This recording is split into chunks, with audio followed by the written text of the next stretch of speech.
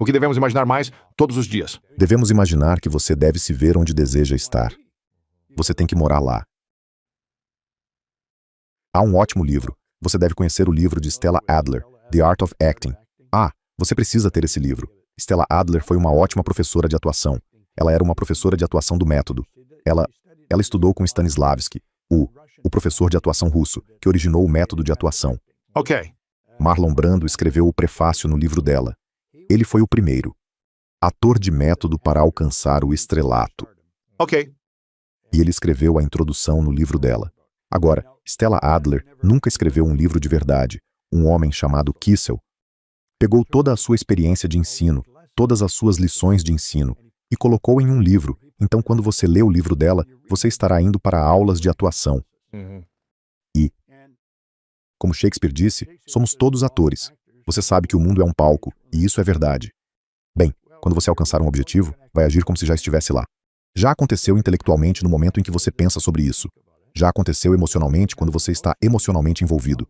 Então é apenas uma questão de tempo até que se manifeste em forma física. Sim. Mas porque não está em forma física, agimos como se ainda não o tivéssemos. Sim.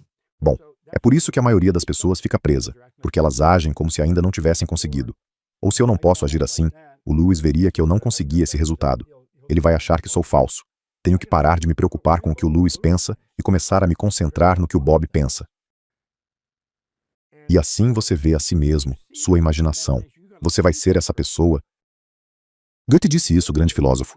Ele disse que antes de você poder fazer algo, o universo deve ser algo. Você tem que ser isso intelectualmente. Você tem que ser isso emocionalmente, como Salomão diz. Assim como uma pessoa pensa em seu coração. Bem, é apenas uma questão de tempo, até que se manifeste fisicamente. Essa é uma das primeiras leis do universo, a transmutação perpétua de energia. A energia está sempre se transformando em forma. Formar, movendo-se em formas, através de formas de volta, a forma novamente. Então fazemos tudo acontecer da maneira que pensamos. E a maneira como ficamos presos a ideias. Como as pessoas devem desenvolver sua imaginação diariamente de maneira positiva?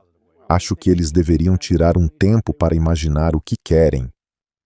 A minha sócia, Sandy Gallagher, que é uma mulher brilhante, e ela anda a cavalo, são cavalos de marcha.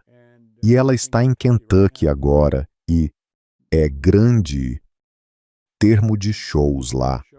Ela se imagina como uma campeã mundial. Todo dia, ela leva o tempo e se vê como uma campeã mundial. Ela se vê ficando neurótica, entendendo tudo. E é por isso que você deve fazer isso. Você acha que constrói a imagem do que deseja. Quer dizer, você obviamente imaginou este estúdio antes de construí-lo. Tudo o que você vê aqui fazia parte da imagem na sua mente. Mas tudo o que você cria duas vezes. Uma vez aqui dentro, uma vez aqui fora. Sabe? Então você nunca obtém uma pintura original. Você sempre obtém uma duplicata. A pintura está aqui. Uau! Então temos que nos ver com o que queremos aqui. Agora temos enorme dissuasivo em nosso paradigma. Somos condicionados, geneticamente e ambientalmente, e esse condicionamento está controlando a vida da maioria das pessoas. É por isso que pessoas brilhantes estão sem dinheiro, pessoas brilhantes estão infelizes, pessoas brilhantes nunca realizam muito. Você é absolutamente brilhante, mas o paradigma deles está controlando-os. É tudo sobre intelecto. Eles são pessoas inteligentes. Mas você tem que considerar de onde viemos. Uma pequena partícula de energia dos seus pais vem nadando até aqui. Esse é o núcleo de nós. Então isso continua por 280 dias, atraindo mais energia, até que você faça sua estreia no planeta. E então você é programado ambientalmente pelo seu ambiente. Então tudo o que está acontecendo está indo diretamente para a sua mente subconsciente.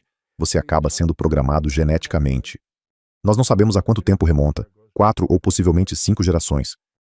Quando eu era jovem, eu tinha cabelo ruivo. Minha mãe não tinha cabelo ruivo. Meu pai não tinha cabelo ruivo. Tenho um irmão e uma irmã, e eles não têm cabelo ruivo. Isso faz você pensar, bem, sabe? Mas o pai da minha mãe e todos os irmãos dele tinham cabelo ruivo. Então, às vezes pula uma geração. É por isso que nos parecemos com nossos parentes. É condicionamento genético, e depois há o condicionamento ambiental. Sabemos que quase todos os beneficiários de assistência social são de 4ª ou 5ª geração. Isso é passado de geração em geração. Agora, infelizmente ou felizmente, somos todos exatamente iguais. Temos exatamente o mesmo potencial. Nosso DNA espiritual é perfeito. Mas essa perfeição nunca se expressa corretamente por causa deste paradigma. É um condicionamento em nossa mente subconsciente. Você vê tantas pessoas brilhantes e elas não conseguem. Eu tive um bom amigo, Milt Campbell. Ele ganhou a medalha de ouro no decatlo. Eu era decatleta. Era? Eu fui atleta de decatlo americano, Bem, sim. participei de um em Melbourne em 1956. Uau, certo. E ele venceu em 52, em Helsinki. Bob Matias ganhou sua segunda medalha de ouro. Ele ganhou o ouro em 48 e depois em 52. Bill me disse, não apenas uma vez, ele me disse 1000 vezes, todas as vezes que estive com ele. Você sabe que havia muitos atletas nas escolas que eram melhores do que eu, mas eles desistiram. Sim. Nossos paradigmas nos fazem desistir das coisas. Por quê? Por causa da programação. Você foi programado. Você tem que se perguntar, por que eles não fazem isso? Trabalhei muito com a Prudential of America. Na verdade, fiquei preso na companhia de seguros por muitos anos. Eu era tão eficaz no que fazia. E nós aumentamos as vendas deles em mais de $1 bilhão, disse um vice-presidente. Tudo o que eu estava fazendo era fazê-los mudar seu paradigma. Eu estava fazendo com que eles mudassem a forma como trabalhavam. Um paradigma, uma cultura é um paradigma. Cada país tem uma cultura, cada família tem uma cultura, cada empresa é uma cultura. Bem, anos atrás na indústria de seguros, eles tinham o que chamavam de agentes de débito. Eles foram coletando o dinheiro. E haveria um livrinho como o que você está usando, teria um registro lá. Lembro que tínhamos um livro em cima da nossa geladeira, que ficava perto da porta dos fundos. O Sr. Spenceley era o homem do seguro quando eu era criança. Ele entrava e lá estava um livrinho, uma caixinha com algum dinheiro e sempre havia apenas algumas moedas. E ele coletava o débito, marcava o livro e seguia seu caminho. E era assim que o negócio de seguros funcionava. Eles eram chamados de agentes de débito. Uau. Então, com o tempo, as pessoas começaram a assinar um papelzinho ou algo assim, e o valor era automaticamente sacado da sua conta bancária. Sim. Mas os agentes não mudaram. Os agentes simplesmente iam e vendiam à noite, quando a mamãe e o papai estavam ambos lá, porque você não podia vender apenas para um, precisava dos dois. Isso era um programa de computador. Aqui estamos nos anos 70. Os agentes ainda estão indo para o escritório todas as manhãs. E eles não sairiam vendendo para ninguém, porque você vende à noite. Eles coletaram seus débitos ao longo do dia. Não havia débito para coletar. Faz anos que eles faziam isso.